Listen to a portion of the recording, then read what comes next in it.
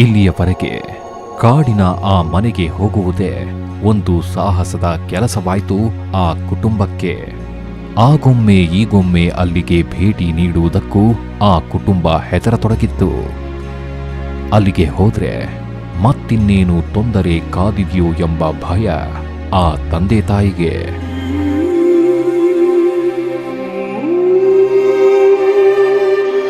ಇಷ್ಟೆಲ್ಲ ತೊಂದರೆಗಳನ್ನ ಮಂಜುನಾಥ ಶಾಸ್ತ್ರಿಗಳ ಮುಂದೆ ಹೇಳಿಕೊಂಡ ರಾಜೇಶನ ತಂದೆ ತಾಯಿ ಇಲ್ಲಿಯಾದರೂ ಅವನು ಗುಣಮುಖನಾದರೆ ಅಷ್ಟೇ ಸಾಕು ಎಂಬ ಭಾವನ ಹೊರಹಾಕಿದ್ರು.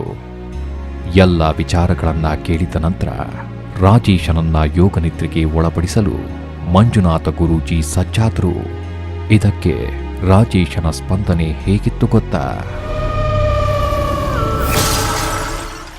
ಆತ್ಮೀಯ ವೀಕ್ಷಕರೇ, ಜನ್ಮ ಜನ್ಮಾಂತರ ಕಾರ್ಯಕ್ರಮದಲ್ಲಿ ರಾಜೇಶ್ ರಾಧಾಂತ ವಿಶೇಷ ಸಂಚಿಕೆಯ 3ನೇ ಹಾಗೂ ಕೊನೆಯ ಕಂತನ್ನ ಇಂದು ನಾವು ನೋಡಲಿದ್ದೇವೆ. ಅನಿರೀಕ್ಷಿತ ಸನ್ನಿವೇಶದಿಂದ ಬದಲಾದ ರಾಜೇಶನ ಜೀವನ ಹೇಗಿತ್ತು, ಹೇಗಾಯಿತು, ಈಗ ಹೇಗಿದೆ ಎಲ್ಲವನ್ನ ಇಂದು ತಿಳಿಯೋಣ. ಹೀಗೆ ರಾಜೇಶ ಗುರೂಜಿ ಕೇಳಿದ ಯಾವೊಂದು ಪ್ರಶ್ನೆಗೂ ಸೂಕ್ತ ರೀತಿಯಲ್ಲಿ ಸ್ಪಂದಿಸಲೇ ಇಲ್ಲ. ಎಲ್ಲದಕ್ಕೂ ಮೊದಲು ಅವನಿಗೆ ಮಂಜುನಾಥ ಶಾಸ್ತ್ರಿಗಳ ಮೇಲೆ ನಂಬಿಕೆ ಇರಲಿಲ್ಲ. ಆದರೂ ಮಂಜುನಾಥ ಗುರೂಜಿ ಅವನನ್ನೊಮ್ಮೆ ಯೋಗನಿದ್ರೆಗೆ ಒಳಪಡಿಸಲು ಸಜ್ಜಾದ್ರು. ಮನಸ್ಸಿನ ಕಣ್ಣಿಂದ ನೋಡು, ನಿನ್ನ ಕಣ್ಣು ಮುಂದೆ ಏನು ಕಾಣಿಸ್ತಾ ಇದೆ ನೋಡಿ ಹೇಳ್ತಾ ಹೋಗು. ಏನು ಕಾಣಿಸ್ತಾ ಇದೆ ಮನಸ್ಸಿನ ಕಣ್ಣು ಮುಂದೆ? ಏನಾದರೂ ಕಾಣ್ತಾ ಇದೆಯಾ? ನಾನು ಹಿಂದೆ ಹೇಳ್ತೀನಿ. ಹಾಗೆ ಹೇಳು. ಏನಾದರೂ ಕಾಣಿಸ್ತಾ ಇದೆಯಾ ಕಣ್ಣು ಮುಂದೆ? ಇಲ್ಲ. ಏನೂ ಕಾಣಿಸ್ತಾ ಇಲ್ವಾ? ಇಲ್ಲ. ನೀನು ಎಲ್ಲಿದೆಯಾ ಅಂತ ಗೊತ್ತಾ ಈಗ? ಗೊತ್ತಿಲ್ಲ. ಎಲ್ಲಿದೆ ಅನ್ನೋದು ಗೊತ್ತಿಲ್ವಾ ನಿಂಗೆ? ಇಲ್ಲಿ ಮಲಗಿರೋದು ನೆನಪಿದೆಯಾ ನಿಂಗೆ? ಗೊತ್ತಿದೆಯಾ? ಓಕೆ. ಆಯ್ತಾ? ಕಣ್ಣು ಮುಂದೇನು ಕಾಣಿಸ್ತಾ ಇಲ್ಲ ಅಲ್ಲ? ಇಲ್ಲ. ಓಕೆ, ನಿಧಾನವಾಗಿ ಕಣ್ಬಿಡು. ಏನು ಕಾಣಿಸ್ಲಿಲ್ವಾ ಕಣ್ಣಿಗೆ? ಯಾವುದು ಕಾಣಿಸ್ಲಿಲ್ಲ. ಹೌದಾ? ಸರಿ. ಅದೇ ಚಾಮುಂಡೇಶ್ವರಿ ರೀತಿ ಕಾಣಿಸ್ತು. ಏನು ಕಾಣಿಸ್ತು? ಚಾಮುಂಡೇಶ್ವರಿ ಕಾಣಿಸದ್ಲಾ? Very good.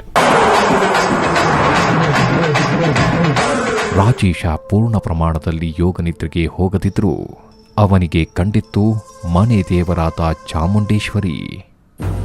ಮುಕ್ತನು ಅಥವಾ ಹುಂಬನು ಒಂದೂ ತಿಳಿಯದಾಗಿದ್ದ ಶಾಸ್ತ್ರಿಗಳಿಗೆ ಅವನ ಮನಸ್ಸಿನಲ್ಲಿ ತಳಮಳ ಇದೆ, ಗೊಂದಲ ಇದೆ, ಭಯವೂ ಇದೆ. ಆದರೆ ಅದ್ಯಾವುದನ್ನು ಸ್ಪಷ್ಟವಾಗಿ ಹೇಳಿಕೊಳ್ಳಲಾರದ ಸ್ಥಿತಿಯಲ್ಲಿದ್ದಾನೆ ರಾಜೇಶ. ಯಾವಾಗ ಗೊಂದಲಗಳ ಹೇಳಿಕೆ ನೀಡಿದನೋ ಆಗಲೇ ಮಂಜುನಾಥ ಶಾಸ್ತ್ರಿಗಳು ಮತ್ತೊಂದು ಉಪಾಯ ಮಾಡಿದರು. ರಾಜೇಶನನ್ನ ಪಕ್ಕದಲ್ಲಿ ಕೂರಿಸಿಕೊಂಡು ಅವನ ಆತ್ಮವನ್ನು ಇನ್ನೊಬ್ಬರ ದೇಹದಲ್ಲಿ ಕರೆಸಿಕೊಳ್ಳಲಾಯಿತು.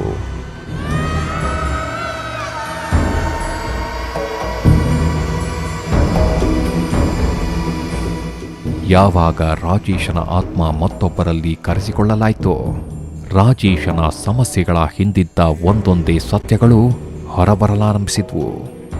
ಮನಸ್ಸಿನ ಕಣ್ಣಿಂದ ಕಾಲಿಂದ ತಲೆ ತನಕ ನೋಡ್ಕೊ. Count down start.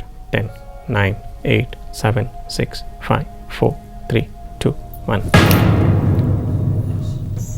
ಬಲೆ ರಾಜೇಶ್ ಆತ್ಮ ಇದೆ ಸೇರಿಸಲ್ಲ. ಇದನ್ನು ದೇಹವನ್ನು ತಲೆಯಿಂದ ಕಾಲು ತನಕ ಸಂಪೂರ್ಣ ಸ್ಕ್ಯಾನ್ ಮಾಡಿ ಅನುಭವಿಸಿ ನೋಡು. ದೇಹದಲ್ಲಿ 3 ಆತ್ಮ ಇದೆ.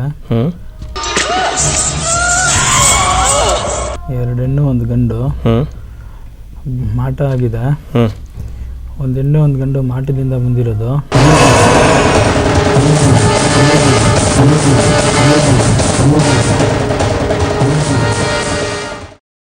ಇನ್ನೊಂದು ಹೆಣ್ಣು ಸುಮ್ಮನೆ ಬಂದು ಸೇರ್ಕೊಂಡಿದ್ದಾಳೆ. ಬಾಡಿ ಎಲ್ಲ ಪೇಯ್ನ್ ಇದೆ. ಕೈ ಕಾಲು ಪಕ್ಕೆ ಹತ್ರ ಹಿಂದೆ ಬೆನ್ನು ಎಲ್ಲ ನೋವು ಬರುತ್ತೆ.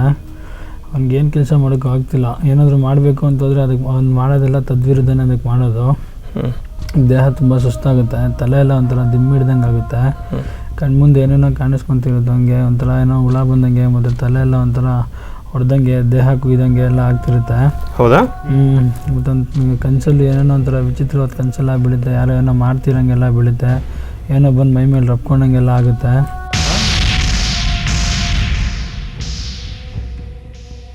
ಹೌದಾ? ಕಾಲೆಲ್ಲ ಎಳೆಯುತ್ತೆ, ಮತ್ತು ತೊಡೆ ಭಾಗ ಎಲ್ಲ ಒಂಥರ ಎಳೆಯುತ್ತೆ, ಒಂದೊಂದ್ಸಲ ಕಾಲೆತ್ತಕ್ಕಾಗಲ್ಲ, ನಡೆಯೋಕ್ಕಾಗಲ್ಲ, ಹಂಗಾಗುತ್ತೆ.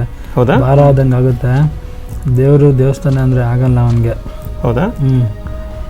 ಅದು ಬರ್ತಿಲ್ಲ ಅವನಿಗೆ ಅಲ್ಲಿ ಹೋಗೋಕ್ಕೆ. ತುಂಬ ಹಿಂದೆಗಡೆ ಬೆನ್ನು ತುಂಬ ಇದಾಗ ಸಿವಿಯರಾಗಿ ಹೊಡಿತಿದೆ. ಮಧ್ಯದ ಭಾಗದ ಬೆನ್ನು, ಮಧ್ಯ ಹೊಟ್ಟೆ ನೋಯ್ತಿದೆ. ಮನೆಯಲ್ಲೂ ಮಾಡಿಸಾಕಿದ್ದಾರೆ, ಮನೆ ಮುಂದೆನೂ ಮಾಡಿಸಾಕಿದ್ದಾರೆ. ಒಂದು ಫೋಟೋ, ಒಂದು ಬಟ್ಟೆ ಎಲ್ಲ ತೊಗೊಂಡಿದ್ದಾರೆ. 1.5 ವರ್ಷದಿಂದ ಒಂದಲ್ಲಿ ಮಾಡಿದ ರಿಸಲ್ಟ್ ಕೊಡ್ತಾ ಇದೆ. ಎಷ್ಟು ವರ್ಷ ಆಯ್ತು ಮಾಡಿಸಿ? 2.5 ವರ್ಷ ಆಗಿದೆ. 2.5 ವರ್ಷ ಆಗಿದೆ ಮಾಡಿಸಿ. 1.5 ವರ್ಷದಿಂದ ನನಗೆ ರಿಸಲ್ಟ್ ಕೊಡ್ತಾ ಇದೆ. ಅವ್ರ ಮೈಂಡ್ ಒಂದು ಕಂಟ್ರೋಲಿಗೆ ಬರ್ತಿಲ್ಲ.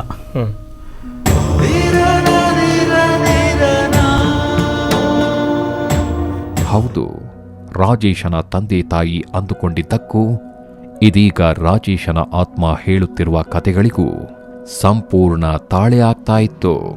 ಮಂಜುನಾಥ ಗುರೂಜಿಗಳ ಊಹೆ ನಿಜವಾಗಿತ್ತು. ರಾಜೇಶನ ದೇಹದಲ್ಲಿ ಹೊಕ್ಕಿದ್ದಾದ್ರೂ ಯಾರು? ರಾಜೇಶನ ಈ ಎಲ್ಲ ತೊಂದರೆಗಳಿಗೆ ಕಾರಣರಾದವರು ಯಾರು?